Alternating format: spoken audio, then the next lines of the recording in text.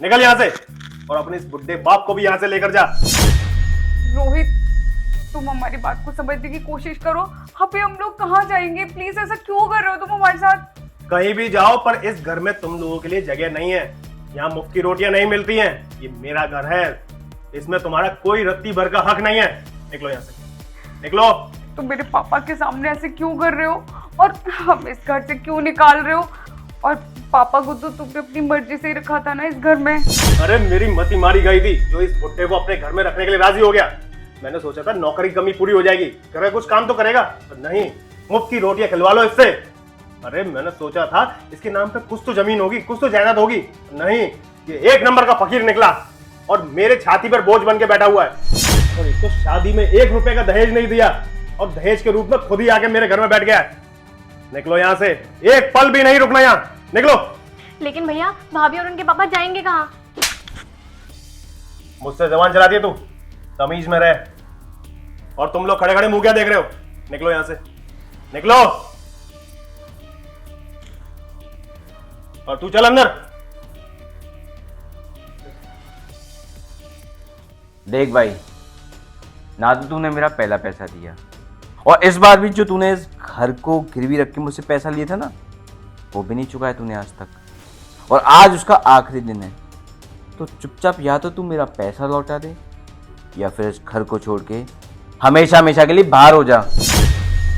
भाई भाई भाई प्लीज प्लीज, मैं कहाँ जाऊंगा? यही घर है मेरे पास, और कुछ नहीं।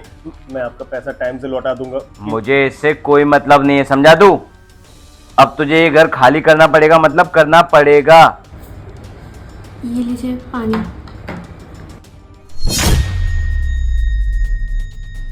सर तू यहाँ क्या खड़ी है? जा।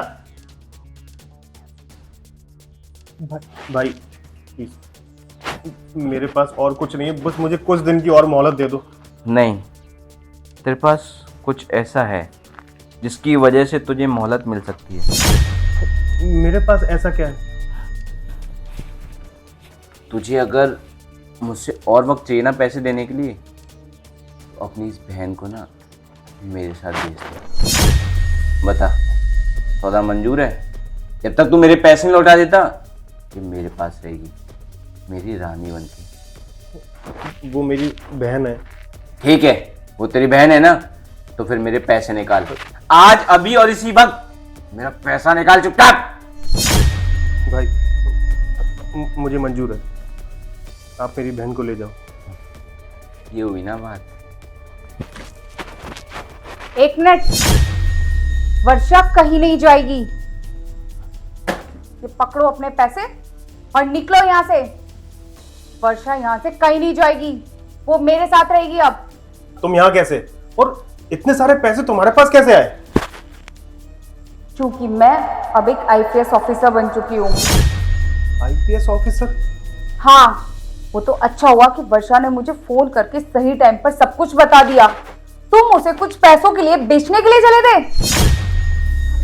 अच्छा वो भाभी आप आ गई, वरना भैया तो मुझे बेचने वाले थे। वर्षा, मैं तुम्हें कुछ नहीं होने देती, और वैसे भी बहुत एहसान है तुम्हारे मेरे ऊपर, क्योंकि अगर उस वक्त तुमने मेरी मदद नहीं करी होती तो आज मैं आईपीएस नहीं होती।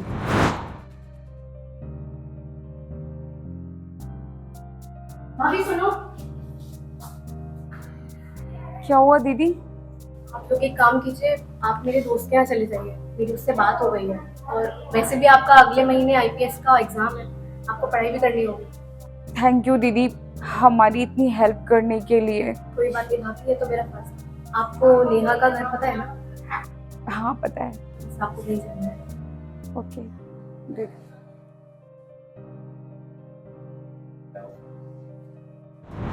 और तुम इतना नीचे गिर जाओगे मैंने कभी नहीं सोचा था। तुमने मेरे साथ जो किया सो किया। तुमने अपनी बहन को भी बेचने की कोशिश करी। तुम्हारी इस घर में कोई जगह नहीं है, अभी की अभी निकल जाओ इस घर से। पर शिखा, मैं जाऊंगा कहाँ पर? ये सब मैं क्यों सोचूं? तुमने सोचा था मुझे और मेरे पापा जी को इस घर से निकालने से पहले, इसीलिए अभी की अभी इस घर से निकल जाओ। शिखा, शिखा प्लीज। निकलो।